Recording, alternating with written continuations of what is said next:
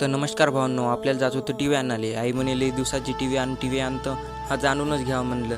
तर चाललो मग बाबा आणि मी दोघंजण टी व्ही आणण्यासाठी चाललो. मग 1000च्या स्पीडनं टेनारनं आपल्या टेनारला पळते बरं. तू केस का कापतं म्हणे, 5000 फॉलोअर्स झाल्यावर कापू ना मग आपण. तुम्ही काय टेन्शन घेता, करून टाका 5000 फॉलोअर्स लवकर. मग आलो दुकानात, टी व्ही पाहिली कशी आहे ते तुम्ही कमेंटमध्ये नक्कीच सांगा. मग तुम्हाला दाखवता कार्टून लावून काहीतरी जर असं तर पहा मग कशी आहे टी व्ही आपली.